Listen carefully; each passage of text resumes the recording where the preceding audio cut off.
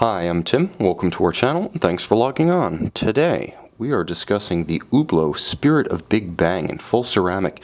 You can see and you can purchase this El Primero powered ceramic Hublot Spirit of Big Bang Black Magic on our website. Subscribe to our YouTube channel if you enjoy these videos, and please click on the card in the upper right hand corner of the screen at any time during this video to see our full sales listing for this watch with additional accessories included in the sale, high resolution images for your desktop, and naturally complete pricing details for this Hublot Spirit of Big Bang Black Magic. Just click the card in the upper right and off you will go.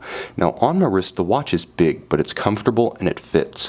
45 millimeters is the span across the case, although realistically, if you measure across the winglets, you're going to get a span of 47.5. It's not excessively thick. At 15 millimeters thick, perhaps it looks thicker than it is, but you can see the outcropping of the winglet does cause a tendency to hang up a cuff or a tight sleeve. Now from lug to lug, the watch is big but reasonable. 56 millimeters, but you can see how the strap curves down and around the wrist almost immediately as it exits the case flank. So my 16 centimeter wrist is wearing it. I think you could go as small as 15 and still wear this watch with security and proportion. It is very comfortable. Hublot does big watches for small wrists likely better than anyone in the industry. Understanding you can build a bigger watch but not a bigger client, they do their homework, and you can see that it's in evidence here. The case back is cambered, so it curves and it arcs. It follows the sweep of your wrist, including down and around the edges. Hublot straps are the best in the business. Natural vulcanized rubber. It has sharp character lines for definition on the top. On the underside, smooth as silk, supple against the skin, and paired with a twin trigger deployant clasp, single fold. The twin triggers keep this large and heavy watch secure as it is not friction fit.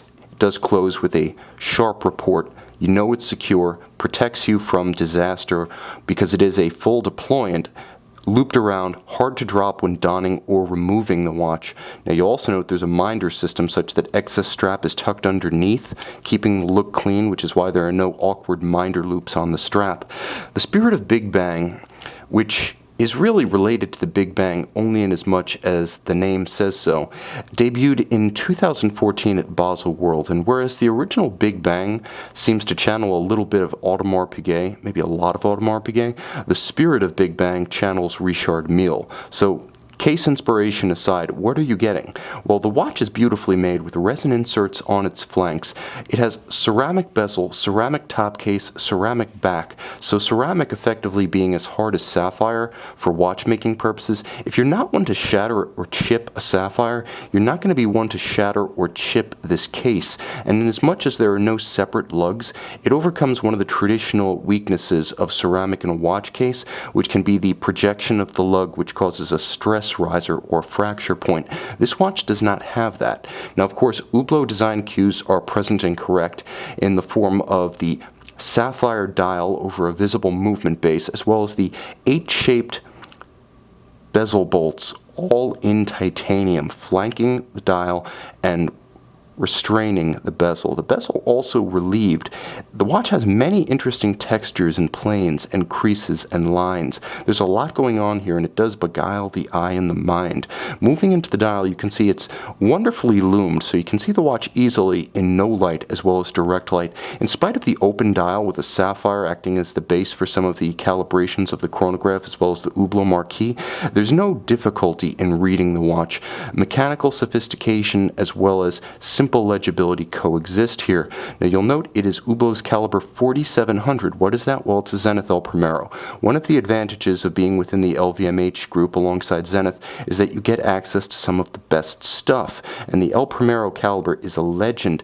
Integrated high beat, once used as the engine of the Rolex Daytona. This is the full fat version, not the detuned version that Rolex used. This one, beating 10 times per second at 5 Hz, has the characteristic 36,000 vibration per hour rate of the El Primero and its superior 52-hour power reserve, far more than the industry standard of 40 to 42. It's also beautifully made. The El Primero, one of the most interesting chronograph calibers to look at. That's not germane to the type, it's specific to the El Primero. You also note that the rotor has been hollowed out with skeletonized windows that allow you to view almost as much of the movement as if it were a pure manual wind. Of course, the El Primero is a column wheel caliber, so in addition to being automatic and high beat, it has a traditional column wheel that allows you to select the functions with a crisp report and superb tactile feel. The tactile feel of operating a column wheel is something unique to a traditional chronograph architecture.